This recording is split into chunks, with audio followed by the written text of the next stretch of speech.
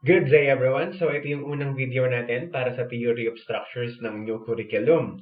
So ito yung content ng PowerPoint na to at kung makikita ninyo meron tayong 5 chapter. Pero ang Theory of Structure ng new curriculum kasi ay hindi lang limitado dyan. Itong PowerPoint na ginagamit ko ngayon, ito kasi yung content na ginagamit ko kapag nagtuturo ako ng Theory of Structure 1. Sa old curriculum kasi, meron silang Theory of Structure 1 and 2. So ibig sabihin, kulang pa ito kung pag-uusapan lang natin is yung theory of structure ng new curriculum. Kasi nga, pinag-isa na lang yon sa inyong curriculum. So, ang focus ko lang naman dito ay yung chapter 1, types of structures and load.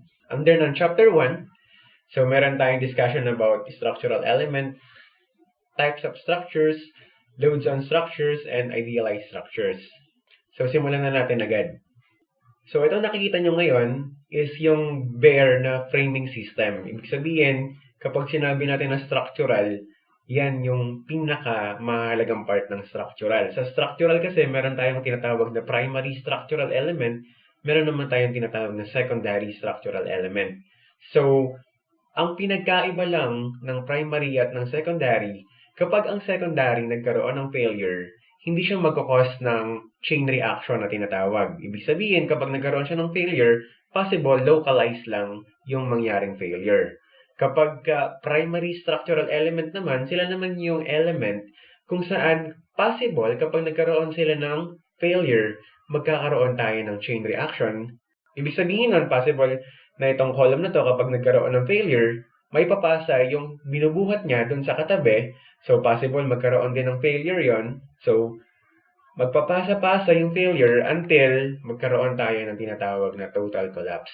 Kaya, dinidistinct natin kung sino ba si primary element at sino ba si secondary element. Okay? Normally, ang ating primary structural elements are girder, columns, shear wall, diaphragm. So, but not limited to those. Depende kung anong uri ng structure ang ginagawa. Okay? So, generally, there are 4 parang principles na sinusunod natin sa pagde-design. Ibig sabihin, once na mag-design ka, ito yung lagi mong kinokonsidera. Okay? Meron tayong safety. Ayan. Meron din tayong serviceability as well as aesthetic. And then yung economic. So, yan yung 4 na kinukonsider ng isang engineer or ng isang architect once na nagde-design sila ng structure. Ngayon, nagkakaroon na lang ng pagkakaiba-iba kung sino sa 4 yung pinaka-focus ng ginagawa mo. Para sa atin, ng mga civil engineer, ang focus lagi natin, so kung may tatanungin tayo kung sino yung pinaka-pinahalagahan natin, of course, our main concern is the safety as well as the serviceability. Okay? Dapat silang dalawa yung mauna bago i-consider natin yung economic factor. Hindi pwedeng dahil nagtitipid, i-compromise na natin yung ating safety at yung ating serviceability. So, ano nga ba ang ibig sabihin kapag sinabi natin na safety? Ano ang point of view ng isang civil engineer? So, kapag sinabi natin na safety, ito yung mga kinukonsider natin na factors. So, number 1, sino-check natin yung actual capacity ng member. Ibig sabihin, kung may member tayo dito na, for example, square.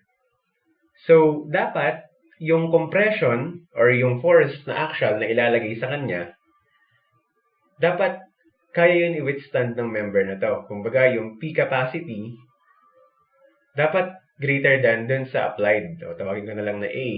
Dapat yung P cap is greater than P applied. So, ganoon din naman kapag flexural capacity. Halimbawa, meron tayong beam. So, ito, beam ito.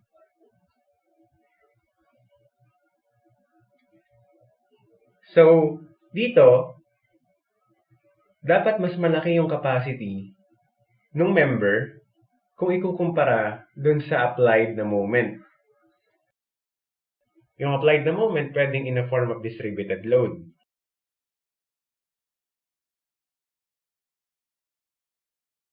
Same thing with the shear capacity. So, yung shear capacity, normally, kapag simply supported na sa reaction ng critical none. So, dapat, yung shear capacity nitong beam na to, yung force na kukontra, kumbaga, yung force that is parallel dun sa area na kinukonsider natin. This time, yung area na nasa line na ito. So, halimbawa, ito yung ating V capacity. So, dapat yung i-applied natin, yan, applied, dapat mas malaki yung V capacity natin doon. So, ganoon din naman kapag meron tayong torsion na pinag-uusapan. Ibig sabihin nun, halimbawa itong member na to, so dapat, kung may applied dyan na rotation, so dapat yung T capacity ng mismong member is greater than dun sa applied torsion para hindi magkaroon ng failure sa torsion. Ganun din naman kapag bearing capacity.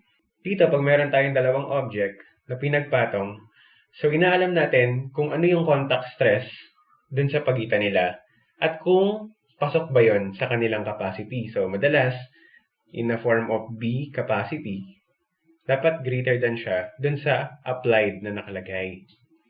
So, kapag pinag-usapan natin yung safety, ito yung mga quantitative variables na kino-consider natin. But, take note, not limited sa kanila. So, there are many forms of stress na hindi ko muna sinama.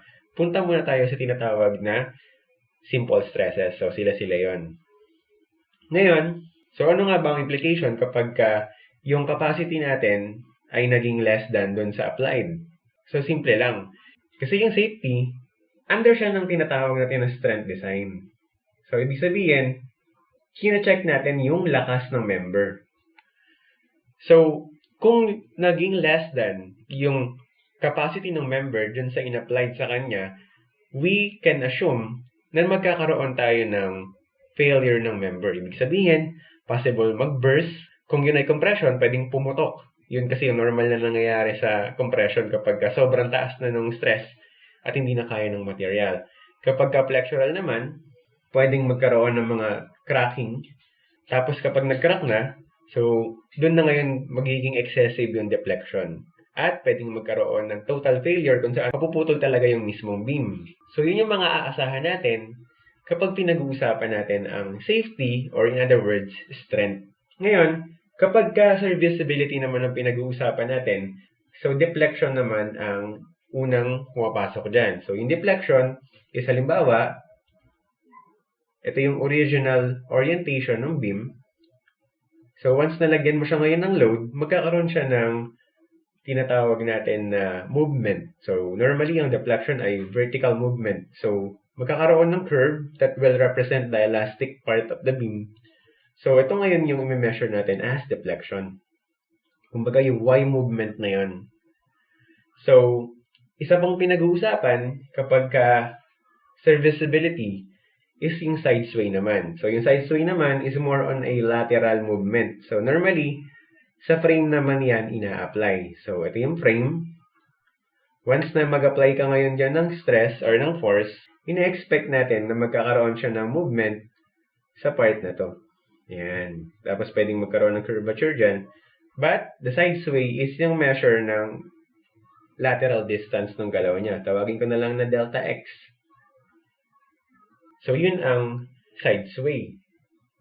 Ngayon, yung vibration naman, we all familiar with vibration. So, pag dumadaan ka ng tulay at may dumaan na truck, di ba, you feel the vibration? Or halimbawa naman, nasa LRT station ka, so pag parating na yung tren, nararamdaman mo dun sa platform yung vibration, di ba? So, yun naman yung isa pa natin na binabantayan. So, everything that will affect the serviceability. So, ano nga bang ibig kong sabihin doon? So, halimbawa, ganito. Bakit nga ba serviceability ang term? Kasi may kinalaman sa service. Kumbaga, ginawa natin yung beam para maging tulay. For example, kumbaga makapunta ka from point A papunta kay point B. So ngayon, along the process, kapag galing ka kay point A, papunta ka kay point B, tapos pagdating mo dun sa gitna, naramdaman mo yung sobrang laking deflection. Pero, nakadaan ka. Okay? Pero nakadaan ka. Umabot ka kay point B. So, umabot ka dito. So, ibig sabihin, with respect kay strength, with respect kay flexural capacity, hindi ka nagkaroon ng failure. Bakit? Kasi nga nakadaan ka, kumbaga, na-complete mo yung intended mong gawin. Makapunta from point A papunta kay point B. Ngayon, along the way, nagkaroon lang ng malaking deflection sa gitna. Now, the question, kung ikaw ay na-experience mo yon, ang tanong, babalikan mo ba yung structure na yon? So, more probably, hindi. Kasi matatakot ka para sa buhay mo, di ba? Possible that time hindi lang nagkaroon ng failure. Baka pagbalik mo, baka din magkaroon ng failure. So, kumbaga, yung gagamit, nagkakaroon siya ng agam-agam. Nagamitin ulit yung structure. So, dahil hindi na nagagamit yung structure, yun na yung tinatawag natin na nasisira na yung kanyang service ability. Hindi niya na nagagampanan yung tungkulin niya. So, yun yung ibig sabihin ng serviceability. Ganon din kapag may vibration. Kapag ang building, sobrang malakas ang vibration, of course, magkakaroon kayo ng evacuation. At hindi kayo babalik doon sa building up until maayos yung vibration problem na yun. So, kumbaga pag sinabi mong serviceability, it's more on interaction of the structure to its function. Kapag yung structure ay nagde-deteriorate na, nagampanan yung kanyang function, so doon na ngayon, naapektuhan yung serviceability ng structure. So itong ipapanood ko sa inyo na video ay isang example kung saan nagkaroon muna siya ng failure sa serviceability bago nagkaroon ng failure sa mga strength. So particularly sa torsion pati sa flexural. So itong video na to, malaki yung naging impact niya sa civil engineering because after this event, nagkaroon tayo ng malaking pagpapahalaga sa wind load. So, sige, panoorin natin. So, the story of the Tacoma Narrow Bridge. So, na-construct siya between 1938 to 1940. So, yan yung construction. Grand opening. So, yan, naladaanan pa nila yung tulay. Yan. Noong November 1, 1940, nagkaroon ngayon ng normal day lang, so hindi masyadong malakas yung hangin. Pero nagkaroon ng kakaibang behavior yung Tacoma Narrow Bridge. So, ayan, nakikita nyo ngayon. Nagkaroon siya ng massive vibration or massive swaying. So, ano yan combination na yan ng vertical movement pati ng lateral movement eh. So, at continuous siya, kaya we can say na that is a vibration. So, ayan. So, take note ha, yung bridge na yan is made of steel and concrete. Pero, makikita nyo sa video, yung behavior nila is more like a plastic. So, ibig sabihin, plastic state na yung ating mga materials. So, pagka plastic state na yung materials, kumbaga, ano na yun, irreversible na yung mga damage doon. So, nagkaroon pa ng kwento, meron kasing na-trap na sasakyan doon sa loob, and then meron sa loob na aso. So, naiwan siya nung kanyang amo. Then, this doctor of civil engineering, tinry niyang isave yung aso. But unfortunately, dahil nung ginagrab niya yung aso, kinagat siya. So, hindi niya na kinuha yung aso. At niligtas na lang din niya yung sarili niyang buhay. So, take note ha, walang animation dito. That is the real footage. So, yan na yan yung galaw ng mismong structure. And then, few moments after, nagkaroon na ng total failure. Kumbaga, na-reach na talaga ng materials yung kanyang ultimate limit, nalampasan niya na yung plastic state niya, na-reach niya na ngayon yung ultimate limit niya. So, nagkaroon na ngayon ng failure. So, specifically, ang nangyari doon sa Tacoma Bridge ay failure due to vibration. So, ang tawag natin doon ay resonance.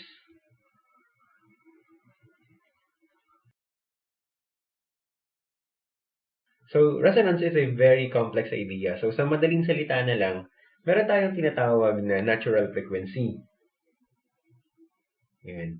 So, yung natural frequency is yung natural behavior ng isang structure. So, iisipin natin na bawat structure ay may kanya-kanyang natural behavior. Ibig sabihin nun, natural vibration. So, at this very moment, kung nasa isang building ka, yan building na yan, meron siyang natural vibration. Ngayon, meron naman tayong tinatawag na applied vibration. Ayan. So, yung applied frequency is caused by an external body. So, halimbawa, kapag mayroon kang nilagay na generator sa isang building. So, yung vibration ng generator is an applied vibration. Samantalang yung structure, meron siya ngayong natural frequency. So, yung resonance, sa madaling salita, is kapag yung natural frequency at yung applied frequency mo ay nagkakaroon ng pagkakalapit. Anong ibig sabihin ng pagkakalapit? Pagkakalapit in numerical value. So, halimbawa, kapag ang natural frequency natin ay 100, so, masasabi na natin na malapit ang isang frequency sa isa pang frequency kapag pumasok siya doon sa 20% na, kumbaga, overlap. So, ano yung 20%? Pwedeng kapag nasa 80 o kaya kapag nasa 120. So, medyo malapit na yan. Kapag nandiyan na yung level ng frequency mo, yung lapit nila, mas nagiging extreme na yung vibration. So, kapag malayo ang frequency ng dalawa, so yung galaw ng structure ay pwedeng ganito lang, yung vibration niya. Pero kapag naglapit yung dalawa, doon mas nag-a-amplify. Kumbaga, pag nagsasabay yung kanilang yung frequency. Kapag ipapakita ko sa inyo yung graph, ito yung possible graph na makakapag-explain sa kanya. So, makikita mo, so sa graph nga na to, medyo 25%. Yan. So, ibig sabihin, kapag nasa loob ka na nito, kapag yung ratio ng applied frequency mo, pati ng natural frequency mo ay lumapit sa halimbawa na 20%, so 0.8 up to 1.2. So, kapag ganyan yung nangyari, ang implication nun is yung vibration, o sa madaling salita, yung vertical movement. So, kung ito lang yung vertical movement, nung hindi nagkakaroon ng resonance, so, kapag nagkaroon ng resonance, mas lalaki yun. Tulad nung nakita nyo doon sa video. So, pero hindi lang yun ang exact na paliwanag doon. So, may kinalaman yung tinatawag na torsional flutter. Ibig sabihin nun, yung kanyang torsional ability para i-stabilize yung sarili niya. So, kung i-explain ko, sobrang haba ng usapan. Kumbaga, dito na lang muna tayo sa general idea kung ano yung nangyari sa Takuma. Okay? So, ang nangyari nga sa kanila is failure sa vibration at yung tawag doon sa phenomenon na yon ay resonance. Okay? As a civil engineer, ang ating priority sa pagde-design is to satisfy the safety para hindi magkaroon ng failure at to satisfy the serviceability para magamit yung structure the way kung papaano siya intended na gamitin. So, susunod na dyan yung economic factor, tapos susunod na rin doon yung aesthetic. And most of the time, aesthetic, si architect na ang bahala doon. So, ganun yung level of thinking natin. We will prioritize the safety, the serviceability, as well as the economic factor. So, para sa ating engineer, less ang factor natin na nilalagay sa aesthetic because architect ang nakatoka sa trabaho niyon. So, hopefully, nadagdagan ko yung idea ninyo tungkol sa civil engineering sa discussion na ito. So, tulad nga ng in-explain ko dun sa vibration, so para mas maintindihan ninyo, halimbawa, meron tayong tatlong frame. So, ito yung bigat ng frame, which is pare-parehas yung bigat nila, pero magkakaiba yung kanilang tangkad. Kapag ginagawa mo yon, ibig sabihin, nababago yung natural frequency ng bawat isa. So, iba yung natural frequency nito, iba yung natural frequency nito, at iba rin yung natural frequency nito. Pero ang common lang sa kanila ay nakadikit sila sa iisang table. Yung table, magkakaroon siya ng vibration dahil yan ay shaking table. So, silang tatlo, sabay-sabay nilang may experience yung pantay na applied. Diba yung sinasabi ko kanina? Yung omega sub A, yung applied frequency. Habang bawat isa sa kanila ay may kanya-kanyang natural frequency. Tignan nyo kung anong mangyayari kapag lumalapit na at lumalayo na yung applied frequency sa bawat natural frequency ng mga model na ito. So, simulan natin. So, ayan, unti-unti nang bumibilis yung ating shaking table. But if you notice, wala pa masyadong nagbe-behave sa kanila ng medyo malakas na vibration because medyo malayo pa yung ating applied vibration kung ikukumpara sa kanilang natural frequency. So, ayan, medyo lumalakas na ng lumalakas. At mapapansin ninyo na doon sa tatlo, yung pinakamatangkad, yung pinaka nagre-react doon sa shaking table. Ibig sabihin nun, siya yung may pinakamalapit na frequency doon sa tatlo. Kung ano ngayon yung vibration na nakalagay. See? So, yung dalawa, medyo slight lang yung vibration, but siya, medyo extreme yung movement niya.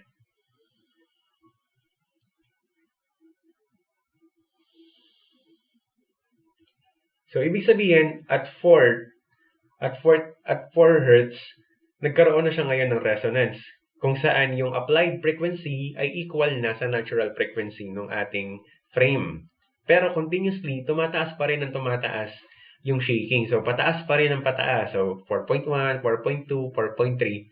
Pero yung natural frequency, kasi natural nga yun, so yun ay fixed lang. So, habang lumalampas na ngayon, pataas ng pataas yung frequency, pansinin mo, nag-i-stabilize na siya ngayon, yung pinakamatangkad.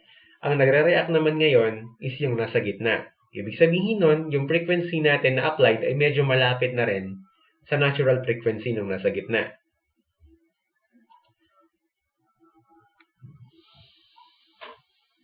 So, at 6.35 Hz, nagkaroon na ng resonance yung nasa gitna with respect doon sa applied frequency. At continuously again, pataas ng pataas yung applied frequency natin. So, pansinin mo yung pinakamatangkad. So, pansinin mo ito. Stabilize siya ngayon. Halos wala ng vibration na nangyayari sa kanya. Ito naman, medyo nag-i-stabilize na. Pero ito, medyo nagsisimula na rin lumala yung kanyang vibration. Ibig sabihin nun, lumalapit na sa natural frequency niya, yung applied frequency natin. So, yung dalawa, medyo chill-chill na lang. So, doon na natapos yung video. So, hopefully, mas natulungan kayo ng video na yan para mas maunawaan kung ano yung tinatawag na resonance. Okay? So, isang lesson din na matututunan sa video na to is yung reason kung bakit kapag nagkakaroon ng malakas na earthquake, bakit mas maraming nasisira na low-rise building kumpara sa high-rise building. So, kung iisipin niyo, kasi sir, yung construction, mas mahigpit ang high-rise kumpara sa low-rise. Possible, pero isa ring possible explanation is yung tinatawag natin na resonance. So, dahil mas malapit ang frequency ng mga low-rise building sa malalakas na lindol kumpara sa high-rise building, sila yung mas nag-resonate as compared sa ating high-rise building. So, ibig sabihin, nagiging at risk naman ang ating high-rise building kapag mahihina yung lindol. So, ganun lang yan. Okay? With respect, again, kay resonance. So, there are many factors kapag pinag-usapan natin ang earthquake. So, hopefully, mas naintindihan ninyo kung ano yung resonance. So, on this particular na slide, sinasabi lang dito na sa pagdi-design natin, we are undergoing multiple analysis. So, para makakuha tayo ng initial section, mag-a-analyze muna tayo. So, magkakaroon tayo ng assumptions kung ano yung section. Halimbawa, sa design ninyo, nag-a-assume muna tayo ng primary section. So, for example, 400 mm square para sa column, 400 by 200 naman para sa beam at girder. So, for example lang yun. Ngayon, iraran natin yung analysis, tapos makukuha natin yung forces, and then, kung meron na tayong knowledge sa design, pwede natin masabi kung babagsak ba or hindi, or magkakaroon ba ng failure or hindi yung structure. But since sa ngayon, wala pa tayo doon, we are focused muna sa analysis. Ang sinasabi lang ng slide na to, analysis, design. So, continuous repetition yon until makuha natin yung pinaka-refined na design. So, sa madaling salita, parang iteration process. So, that's it para sa introduction. So, ngayon, pag-usapan naman natin yung mga structural element. So, number 1 is yung tinatawag natin na ties. Kapag sinabing ties, they are primarily axial tension forces only. So, yun lang yung kinukuha nilang force. So, ito yung pinaka-example ng ties. So, itong member na to, saka itong member na to, sila ay ties. They can only, kumbaga, react sa tension But kapag nagkaroon ng compression, hindi sila nagkakaroon ng reaction. Bakit kamo? Dahil yon sa connection na ito. Yan. Kapag hinila mo ito, so dahil magkakaroon ng reaction sa portion na to, so magkakaroon ngayon tayo ng, kumbaga, resistance. At yung resistance na yun yung gusto natin. Ibig sabihin, nai-utilize natin yung material. Kumbaga, nai-stress yung material, which is yun yung purpose, kaya nandun siya. Para dumaan sa kanya yung force na dadaan. Ngayon, kapag nagkaroon ngayon ng reverse, which is the compression, what will happen is magkakaroon ng movement sa gap na ito. So kapag nagkaroon ng movement, walang resistance na mangyayari. Halimbawa na lang ikaw na nakikinig ngayon. So, yung dalawang palad mo, paglapatin mo, tapos itulak mo sa isa't isa. Ngayon, magkakaroon ng resistance. At yung nararamdaman mo sa pagitan nila, yun ay, kumbaga, stress. Ngayon, kapag yung isa sa kamay mo ay hindi na lumaban, so, magkakaroon ng movement. So, hopefully, nakuha mo yung ibig kong sabihin. Yun ang nangyayari sa technology kapag gumagamit tayo ng axial tension. Okay? Susunod naman sa kanya is yung strat. So, strat, medyo mahirap maghanap ng example ng strat. Pero halimbawa na lang dito is yung egg strat na nandito. So, medyo maliit lang. So, kapag dinrawing ko yan, meron tayong, kumbaga, so yung strat na yan is generally meron portion ng roof na naka-extend. Tapos, nasa ilalim siya ngayon. Siya ay nagsisilbing tukod. So, dahil doon, yung mga vertical force na nandito, sa kanya ngayon napupunta at nagiging compression siya. Kapag sinabi natin na strat, we are referring only to compression members. So, hindi sila nagiging tension. Okay? Susunod naman dyan is yung brace. So, sa paggawa kasi ng frame, halimbawa yung pinaka-simplest natin, portal frame, so, pwede natin gawin na naka-fix. So, ito yung ground. Tapos, ito nandito. Pwede natin gawin is naka-fix yung baba. So, i-fix mo ngayon dito. So, i-fix natin ngayon dito, pati dito. So, kung magkaroon ng movement sa taas, yung fix yung sasalo. Okay? Ngayon, kung ayaw mo naman gamitan ng fix, say for example, tulad na nakikita mo ngayon, ito ay isang uri ng pin connection. Ito rin ay isang uri ng pin connection. So, kapag inassume din natin na pin connection yung ilalim, so, ayan, imaginein mo, yan yung malaking portal frame na meron tayo. So, instead na maglagay ka ng fixed connection, kumbaga ito, or ito, kapag pinilitan mo yan ng fixed connection, so pwede mo na ngayon tanggalin itong mga brace na to. Kasi magiging redundant na yung system. So, para mas ma-imagine mo, halimbawa, meron kang tinayo dyan na mga members, tapos naglagay ka lang ng hinge dito, naglagay ka lang din ng hinge sa part na to, tapos hinge lang din dito. So, you will imagine, di ba? Kapag nilagyan mo ng force yan dito, titiklop lang yan. Magiging ganito lang ang itsura niyan. Whereas, kapag nilagyan mo siya ngayon ng brace, tulad na nakikita nyo dito, magkakaroon siya ng stability. So, yun yung ibig sabihin ng brace system. So, instead na gumamit ka ng mga moment connection, kung saan mas magiging complex yung detalye ng mga part na ito, gagamit ka na lang ng pin connection, which is kung ano yung nakikita nyo ngayon, tapos lalagyan mo na lang ng brace para maging stable. So, yung susunod ay beams and girders. So, generally, beams and girders are members na nakaka-experience ng flexural forces. So, I assume na alam nyo na kung ano ang flexural stresses dahil umabot na kayo dito sa theory of structure kasi dinidiscuss yun commonly sa strength of materials. Okay? So, ano nga ba ang pinagkaiba ng beams at girders? So, madali lang. So, normally, ang girder ang bumubuhat sa beam. So, ano yung example nun? Pansinin mo itong portion na to. Ito yung mga beam natin. Sila ay nakapatong sa isa pang malaking horizontal member tulad nito. So, di ba, naalala nyo kanina, nagbanggit ako, meron tayong primary structural element at meron tayong secondary. So, ang secondary is yung beam. Kasi kapag nagkaroon ng failure yung beam, possible malipat lang yung bigat niya sa iba pang mga beam at possible kayanin pa yung transfer of loads. Pero kung yung girder ang magkakaroon ng failure, so possible magkaroon ng chain reaction. Kaya normally, we consider beam as a secondary and girder as a primary. structural element. Next naman are columns. So columns are, kumbaga, compression member, but sometimes they are, kumbaga, loaded rin with flexural. So say for example, itong drawing na to, kung makikita nyo, meron siyang tinatawag na corbel or patungan.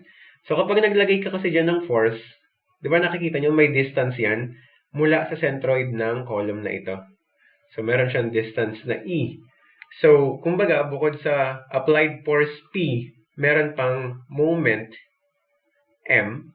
Kaya tama yung sinabi na it could be a combination of compression force and flexural stress. So yun ang column. So yung nakikita nyo ngayon na picture is a precast column. Kumbaga, kinonstruct sa ibang lugar, tapos nung natuyo na, binuhat, saka nilagay dyan.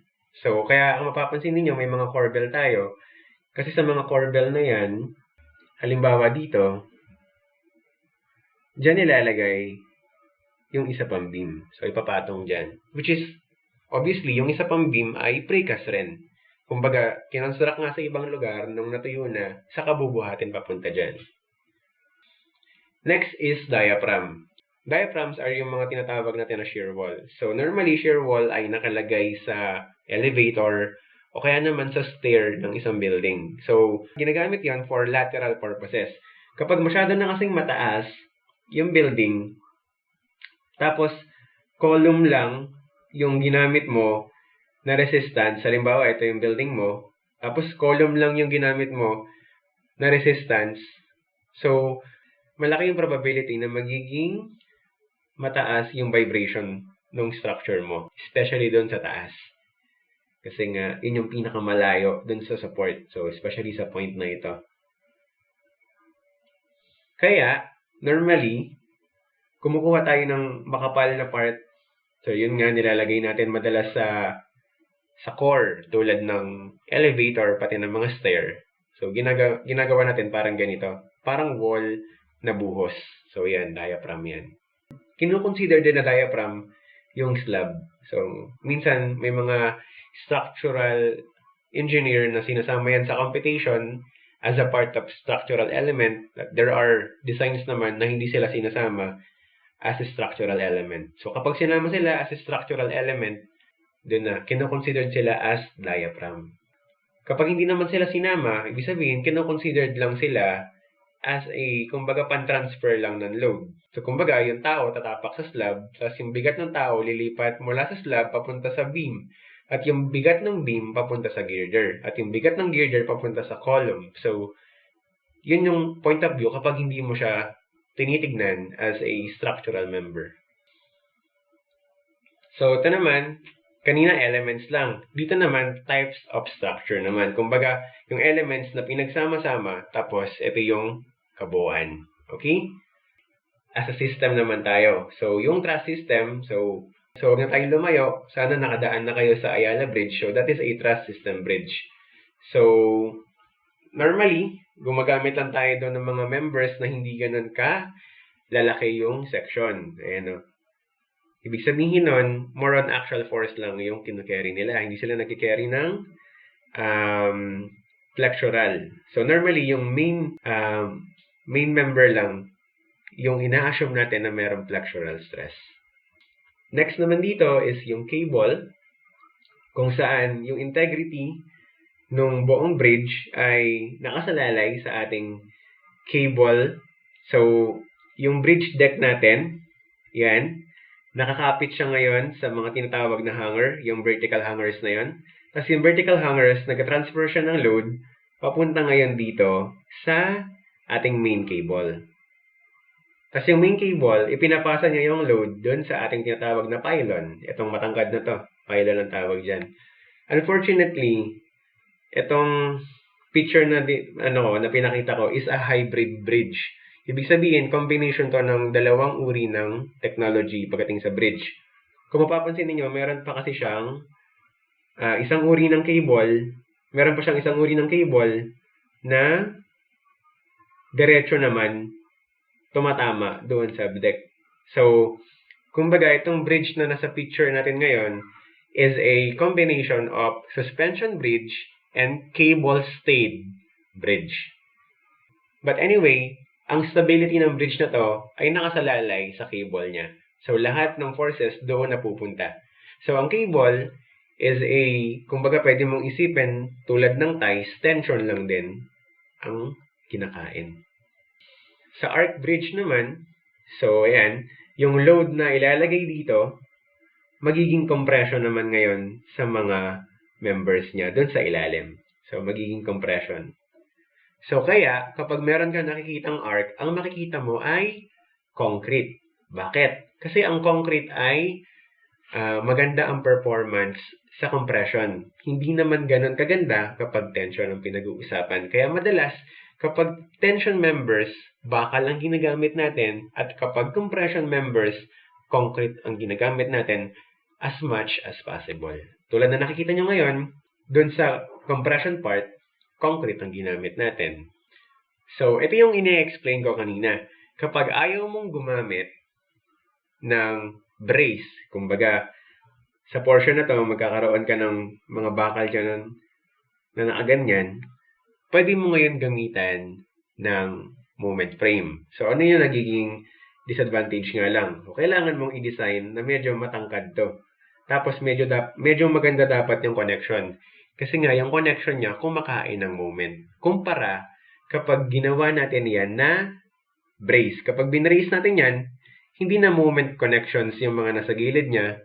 So, pwedeng medyo maliit na member na lang yung gamitin. So, yun ang pinagkaiba nila. Kapag brace, okay lang na medyo maliliit yung member. Kapag ka-moment, so kailangan medyo malalaki yung mga members natin. So, ang frame ay normally a moment frame. Kumbaga, wala madalas na brace. So, maraming reason kung bakit walang brace. Madalas, dahil sa design philosophy, gusto nila talaga moment lang yun. Madalas, dahil din naman sa functionality. So, kailangan walang obstruction sa portion na to. Kasi baka gagamitin nila yun. Halimbawa, daanan ng sasakyan or whatsoever. Okay? And lastly, ito yung mga advanced, kumbaga, surface structure. So, yung mga nakikita ninyo na mga parang structure na umaalon yung kanilang design. So, yun yung mga surface structure. They are analyzed using what we call the plates and shell theory, which is sa undergrad, ibig sabihin kayo yun. Hindi yun ituturo sa inyo. Kasi lahat ng ituturo sa inyo ay basic lang. Kung gusto mong matuto mag-design ng surface structure, so I suggest after mo maging licensed civil engineer, mag-pursue ka ng Masters of Science in Structural Engineering. But definitely, surface structure, ibig sabihin nun, maninipis lang yung ginagamit na member. Tulad nga ng mga fabric. So, yun ang mga kabilang doon. Tulad din ng mga GI sheet. So, yun. Mga ganong kaninipis. Kumbaga, ang lapad ng area, pero ang nipis ng thickness. So, yun ang ibig sabihin ng surface structures. So, that's it for this video. So, thank you for watching and laging mag-iingat.